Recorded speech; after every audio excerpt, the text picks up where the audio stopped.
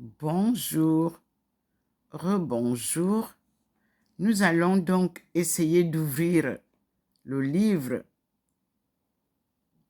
de Dr Ndomo Melingui Thérèse intitulé en anglais Future Africa Sub-Saharan Take-Off in Light of Practice in Chinese Economic Development, a Divine Mission. Comme vous le voyez bien, signé Dr Ndomo Melingui Thérèse. Lorsqu'on ouvre le livre, on a à la première page d'un livre qui est donc, comme vous le voyez, de la thèse de doctorat de Dr Ndomo Melingui Thérèse. Vous voyez bien le titre, Future Africa Sub-Sahara Takeoff in Light of Practice in Chinese Economic Development, a Divine Mission. Et vous avez Dr Ndomo Melingui Thérèse Aïcha. Et vous avez mon directeur de thèse, professeur Wang Weiping. Et le programme, c'est PhD Programme. World Economy. World Economic Development and International Relations. Et vous avez l'école School of Economics. Et l'université Renmin University of China. L'adresse est là, 175 Haidianlu, Haidian District, Beijing, 1087. Et vous avez la maison qui a publié le livre, Author House. Merci Seigneur pour m'avoir permis de faire. Et vous avez les références, parce que un livre, un doctorat, tout a des références. Étant donné que ça a été publié par Author House, vous avez Author House, vous avez la date, vous avez les droits d'auteur. Et on vous dit qu'aucune partie de ce livre ne doit être, comme vous voyez. Et vous avez First Publication, c'est ça. Et vous avez Library of Congress, Central Number. Oui, aux États-Unis, voilà le numéro du Congrès. On enregistre Printed in the United States of America. Vous avez tout.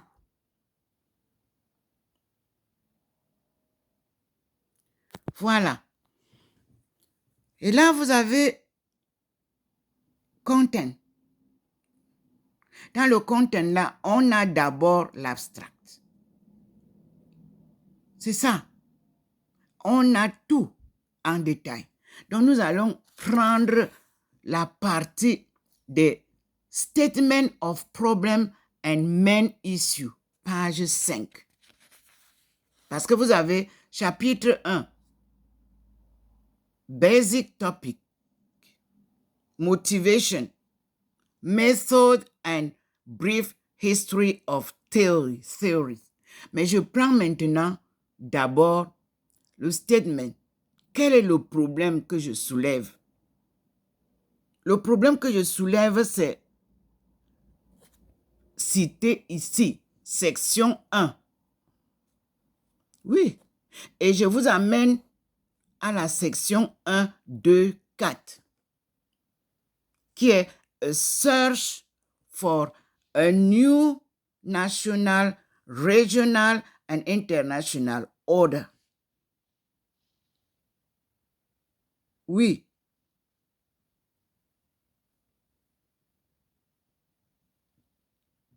Donc, nous allons partir chercher pour comprendre.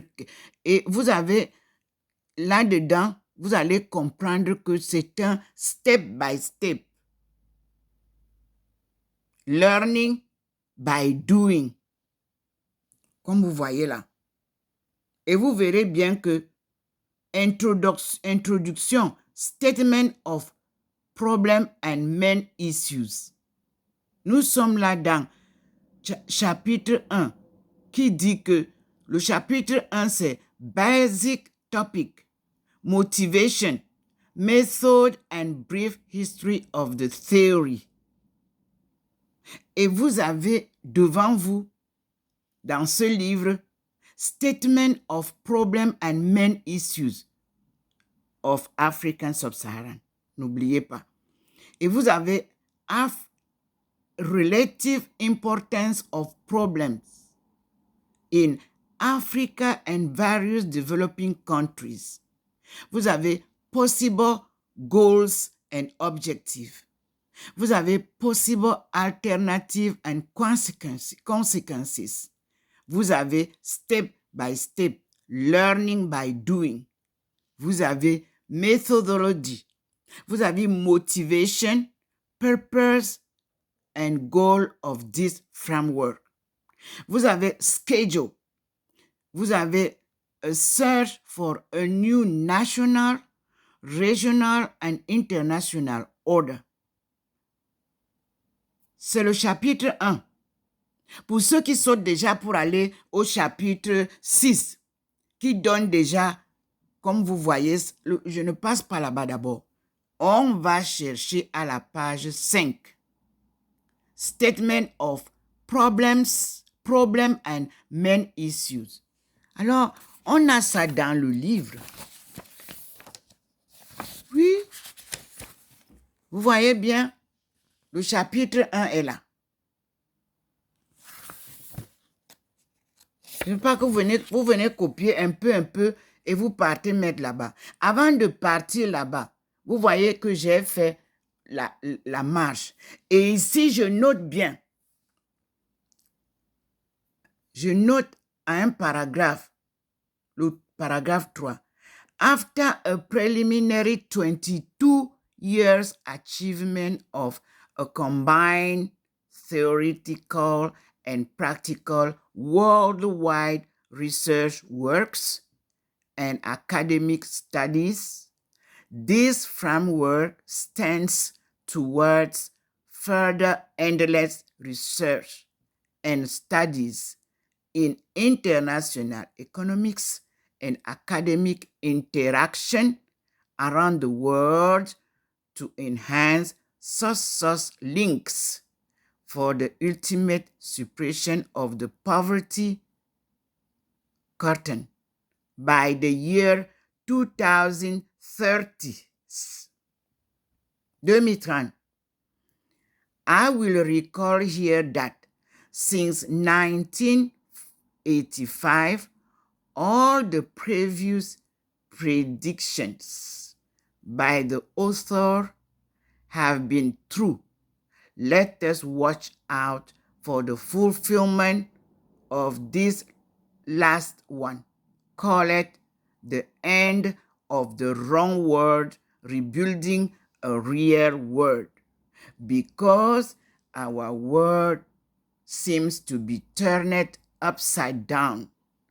To follow John Agnew and Stuart Corbridge in his Dynamics of Geopolitical Disorder.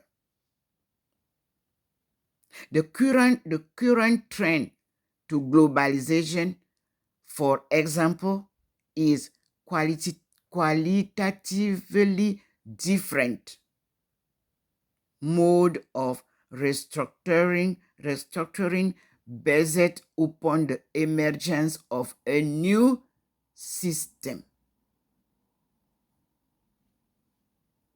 A new system of accumulation, which has been called global for this.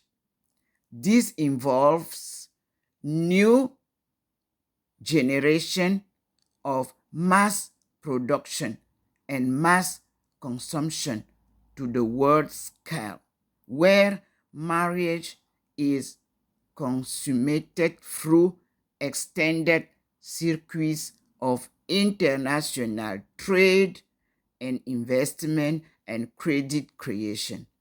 Each geographical order is involved with a particular geopolitical orientation. Until the order is established or normalized, the previous geopolitical discord tends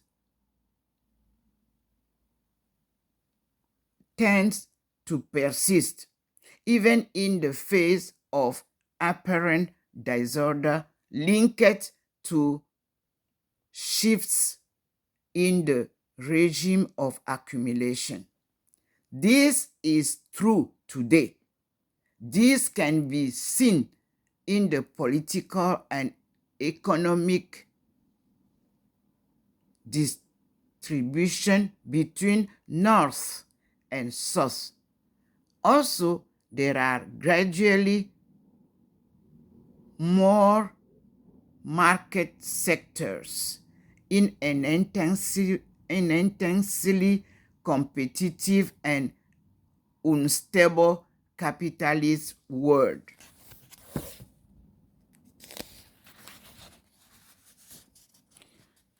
World economy, as I said, our epoch system needs a change, and the world is characterized by a global economy in which no single country economy has a dominating role, and in which many of the major factors, such as banks and transnational corporations, are global in outlook and orientation. It is this globalization of the world economy that provides the context for relative decline of the world economy and enhance for explaining in large part the decline of the bitter war geopolitical order. What could be the evidence of this? In the first outlook, there has been a major revival of world trade over the past decade that has created a system of trade links in which most of the world's state-run economy, including the heretofore isolate, are deeply involved. The main circuit of this system in 1970s were as follows. 1. A U.S. manufacturing trade deficit, which East Asia, say cars, electronic apparel, balanced by surplus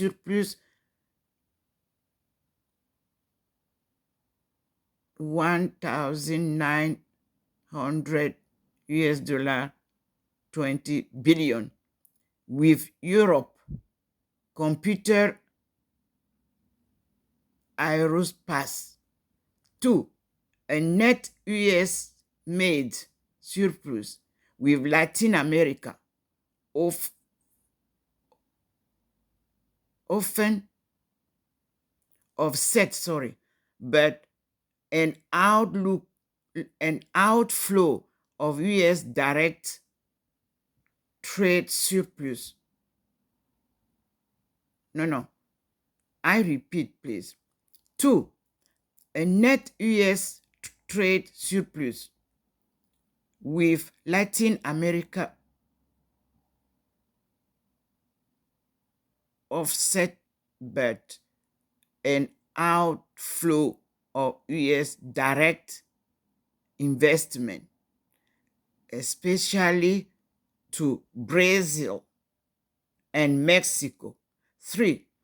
European manufacturing deficit, with the United States and East Asia balanced by surplus with Africa. 4.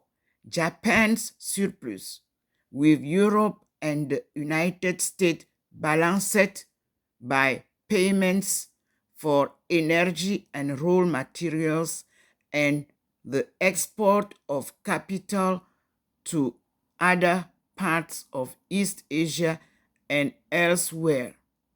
This was written by Davis in 1985. Another expert.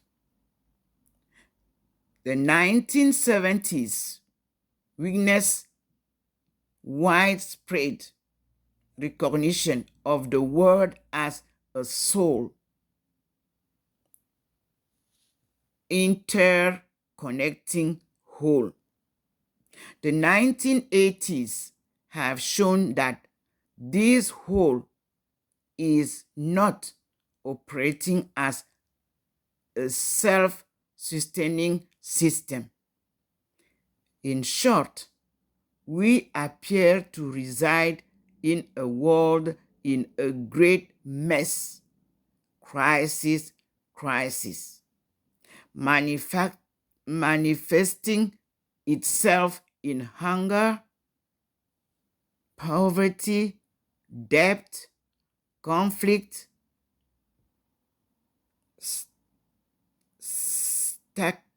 statelessness, and war, as well as in the accelerated degradation of the natural environment.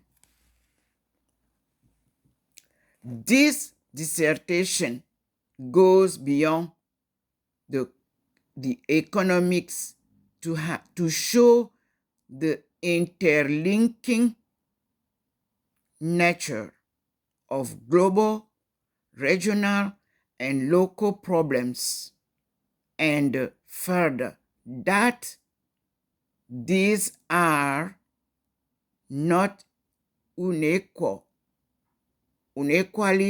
economic, ecologically, politically, or social